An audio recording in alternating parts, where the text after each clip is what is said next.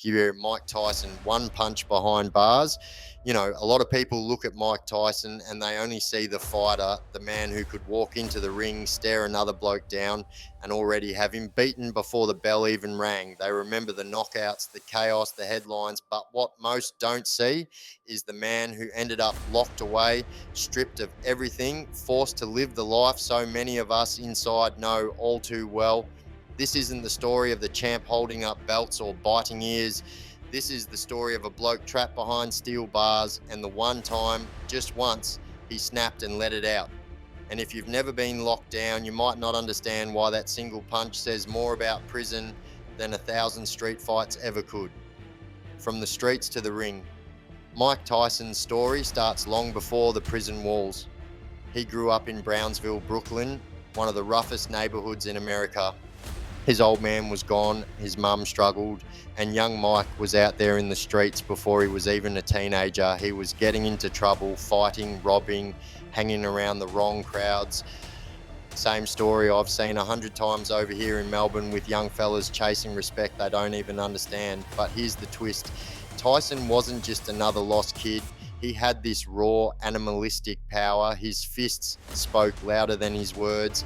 And when Cus D'Amato, the legendary trainer, took him in, that's when the path changed. Cus gave him discipline, structure, the thing prison later gave me, but Tyson had it early on. By the time he was 20, he was the youngest heavyweight champion in history, 20 years old, knocking out grown men who trained for decades. But with the fame came the downfall. Money, women, headlines, fake friends, and hanger-ons. Tyson went from being a poor kid in Brooklyn to sitting on millions, but he didn't know how to handle it. He once said himself, "I was a young kid with money. I didn't know what to do with it." And we all know where that story goes. Chaos, the conviction. In 1992, Tyson's whole life flipped. He was convicted of rape and sentenced to 6 years in prison. Now, whether people believe the case or not isn't the point here. The point is, Iron Mike, the heavyweight champ, was thrown into a cage like the rest of us. He ended up at the Plainfield Correctional Centre, and straight away, people thought, surely Tyson's smashing blokes left, right and centre. The media painted him like some caged animal ready to kill. But the truth was different. Tyson later admitted prison gave him peace, structure, discipline. Now, for people who've never done time, that might sound crazy.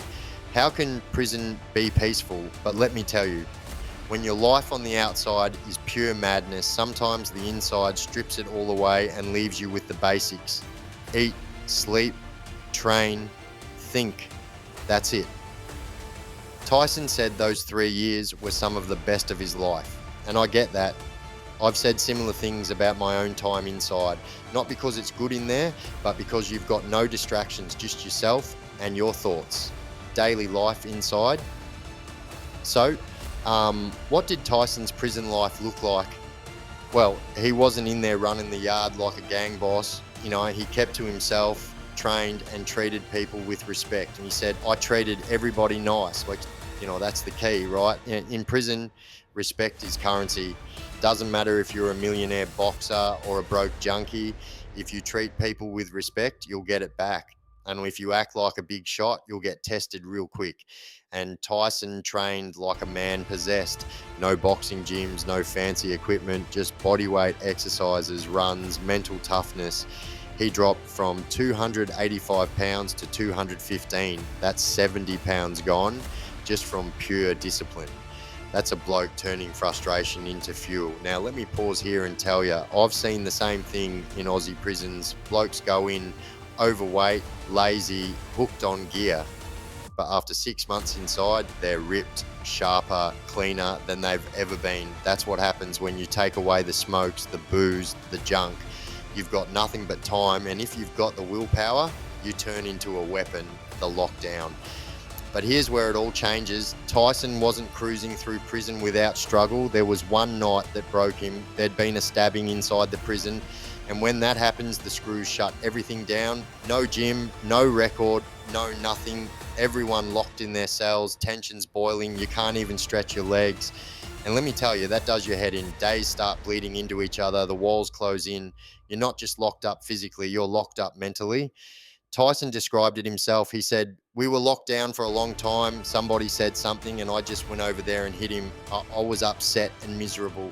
That's it. The only Now fight you might he be ever had thinking, in prison. what's the big deal? One punch. Tyson's a fighter. One punch isn't shocking, but that's where you're wrong. For a bloke like Tyson, who could have easily smashed 10 blokes a day if he wanted to, the fact that he only hit one person in 3 years says more about him than all the knockouts combined. It shows discipline, control, respect. That punch wasn't about ego or proving he was the baddest. It was pure frustrations boiling over. And if you've ever been inside, you know that feeling. It doesn't take much to set you off when you're already wound tight. One comment, one look, and bang, you're swinging before you've even thought about it. Tyson just happened to be honest enough to admit it. My take now, let me break it down from my perspective. I've been there. I've sat in that cell with nothing but my own thoughts eating me alive. I've been locked down after violence kicked off in the yard, and I've felt that burning inside, that itch to do something, anything, just to release it. When Tyson says he hit someone because he was upset and miserable, that's the most human thing I've ever heard come out of his mouth. That's prison. It's not about being the toughest bloke in the room. It's about surviving your own mind, and sometimes surviving means snapping. The pressure cooker. Prison is a pressure cooker. I don't care if you're a world champ or a nobody from the suburbs. When that cell door slams, you're stripped back to the same basics as everyone else. You eat the same slop. You hear the same keys in the morning. You line up for meds like everyone else. And when lockdowns happen, mate, that's when it gets ugly. Imagine being locked in a room barely bigger than your bathroom for days at a time. No gym, no yard, no movement, just the same four walls and the sound of other blokes losing their minds, some screaming, some crying, some banging on the doors. You start to feel your chest get tight, your thoughts spiral. Now, Tyson said when he snapped, it was because they'd been locked down for too long. That makes sense. A stabbing goes down and suddenly the whole jail pays the price. I've seen it in Port Phillip. I've seen it in Barwon. I've seen it in bloody every max unit in Victoria.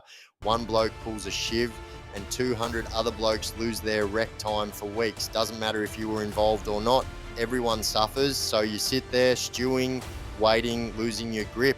And then one bloke says the wrong thing. Doesn't even have to be big, just the wrong words at the wrong time, and bang, you react. That's Tyson's story. It wasn't about dominance. It wasn't about showing off. It was frustration, pure and simple. Respect is everything. And here's the thing, Tyson made it clear he wasn't running around like a bully in there. He treated people with respect and he got it back. That's how prison works. See, in movies, people think it's all about who's the biggest or toughest, but in reality, respect is the real currency. If you're respectful, if you do your time without running your mouth, most blokes will leave you alone. If you act like a big shot, you'll get tested. And I'll tell you right now, no one wanted to test Mike Tyson, not because he'd smashed them, but because he didn't need to. The man's name was enough. People knew what he could do. So when he walked the yard, there wasn't blokes lining up to fight him. There was a kind of silent respect. Now compare that to some fake gangsters I've seen in Aussie prisons, blokes who talk themselves up on the outside, but once they're locked up, they're hiding in protective, begging for help. Tyson wasn't like that. He didn't need to prove a thing. He just kept his head down. The transformation. What's wild is that prison didn't break Tyson, it shaped him. He went in overweight, lost, angry. He came out lean, disciplined, focused. He went from 285 pounds to 215. That's not just physical, that's mental. That's a man who spent every day grinding, turning his pain into power. He later said those 3 years were some of the best of his life. And I know that'll sound insane to anyone who hasn't been inside, but let me tell you, when your outside life is chaos, sometimes prison gives you the one thing you've never had: structure, 3 meals a day, a routine, no distractions. You're forced to face yourself. For Tyson, that meant stripping away the hangers-on, the fake friends, the bad influences, just him and his thoughts. And that one punch, that moment of snapping, it wasn't about being violent, it was about being human. The mental cage, Tyson said it himself, he was miserable during lockdown, and I believe it, because when you're already trapped, then they take away the little freedoms you do have, like the yard, the gym, even walking down the corridor. It feels like the world is closing in on you. It's not the punches or the stabbings, like weeks, and your mind starts talking back to you. You replay every mistake, every person you hurt, every choice you regret. For Tyson, that must have been brutal. Imagine being at the top of the world at 20, youngest heavyweight champion in history. Then suddenly you're a number in the system. You go from $1 million paydays to prison wages, from silk sheets to steel bunks. That does something to your head. But here's the thing, Tyson didn't let it break him. He admitted to snapping once, but apart from that, he built himself back up. He used prison as fuel, and that's rare. Aussie prison parallels over here in Australia. It's the same game, just a different accent. When you're locked up in Barwon or Port Phillip or Fulham, doesn't matter where, it's the same mental grind. You've got blokes who can't handle it, and they sit in their cell talking to the walls, losing their minds. Some blokes bash their heads against the door just to feel something. I've seen fellas cut themselves just to get moved to the medical unit because at least it's a change of scenery. And then you've got the ones who adapt, the ones who use the time, they work out, they read, they plot their next move, they control their mind instead of letting their mind control them. Tyson was that second type. He went in overweight and mentally all over the place, but instead of letting prison kill him, he used it to strip himself down and rebuild. That's why he walked out lighter, sharper and more dangerous than before the code. There's another part of this that I reckon young blokes need to understand. Tyson followed the code, respect in, respect out. He said he treated people nice, and that's why he only had one fight. See, in jail, everyone talks about being tough, but toughness doesn't mean picking fights. Toughness means keeping your mouth shut when you want to snap. It means walking away from petty drama. It means knowing when to let something slide. Fake gangsters don't get that. They come in acting like they're running the place and then they fold the moment it gets real. Tyson didn't need to act hard. Everyone already knew who he was, so he stayed calm. And that calmness is what made that one punch so significant, because it was the only time he let it out. The human side. And here's the most important part. Tyson was human. That's what this story proves. People looked at him like a monster, a machine, a knockout king. But in prison, he was just another bloke trying to get through the day. He got frustrated, he snapped just like anyone else would. That's what young people don't get when they glamorize prison life. They think it's all about being the hardest in the yard, standing over people, running gangs. But the reality, it's misery, it's boredom, it's frustration that eats away at you until you're ready to explode. Tyson's one punch wasn't about power, it was about pressure, building toward the comeback. By the time Tyson walked out those gates in '95, the world was waiting. Reporters, fans, promoters, all hungry to see if Iron Mike still had it, and he did. He went from that one frustrated punch behind bars to knocking out Peter McNeely in under 2 minutes. That contrast is everything. One punch in prison because of misery, dozens of punches in the ring because of discipline. That's the difference between losing control and controlling your destiny. And that, to me, is the core lesson of Tyson's prison years. The comeback fight. The stage was set, August 1995, MGM Grand, Las Vegas, Tyson versus Peter McNeely. The hype was off the charts. You had to remember this was the man who'd been stripped of everything, now stepping back into the ring with the eyes of the world on him. Bell rings, Tyson charges. Within 30 seconds, McNeely's on the canvas, gets back up, tries again. Tyson hits him again, and the manager throws in the towel after less than 90 seconds. Just like that, Tyson was back. But here's what most people don't get. That fight wasn't about McNeely. It wasn't about the belts or the money. It was about proving to the world and to himself that prison didn't break him, that 3 years of misery and one single punch inside hadn't taken away the fire. The media spin now. The media spun it like they always do. Some called it a circus. Some said Tyson hadn't been tested, but they all missed the point. The real story wasn't what happened in the ring that night. The real story was what happened in the years before, in that cell, in that lockdown, when Tyson learned how to control himself. That one punch in prison meant more than the dozens he landed on McNeely, because it showed the difference between losing control and having control. the balance between discipline and chaos. Hype. Here's how I came out. Prison still had that knockout to his rawest self. He's balanced with discipline for a while anyway. We all know Tyson's life after prison still had chaos. He had ups and downs, scandals and losses, but the lesson of those 3 years never left him. Even today, when you hear Tyson talk, you can see how much that prison time shaped his perspective. He's calmer now, wiser, more reflective. And I reckon a lot of that came from the time he spent in that cage, the Aussie lens. When blokes get out of Aussie prisons, it's the same story. Some walk out better, fitter, clearer, more disciplined. Others walk out worse, more bitter, more broken, ready to go straight back to the same mess that put them in there. The difference? It's how you use your time. Tyson used his time to strip back the chaos. He walked out sharper, but I've seen plenty of fellas waste it.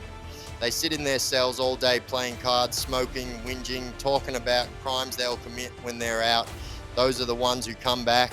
So here's the lesson, especially for the young blokes. If prison doesn't humble you, it'll destroy you. One punch versus many. Think about it like this. Tyson threw one punch in prison because of misery, but he threw a lifetime of punches in the ring because of discipline. One comes from frustration, the other from focus, and that's the line every bloke inside has to walk. Do you let the walls break you down until you snap at nothing? Or do you use the time to build yourself, to sharpen your tools, to come out stronger? Tyson chose the second path. That's why he came out swinging. My reflection. I'll be honest with you, mate. I respect Tyson more for that one punch in prison than for any knockout he ever scored in the ring, because it shows he was human, shows he struggled like the rest of us, shows he wasn't some untouchable machine, but a bloke under pressure doing his best not to snap, and only snapping once. And for me, that's real strength. Anyone can fight when they're angry. Anyone can lash out when they're miserable. But it takes real power to hold it back day after day, week after week, year after year. Tyson had that. The truth about prison, let me spell it out plain. Prison is not glamorous. It's not fun. All I have in this world is my laws, my word, and I don't break them for long.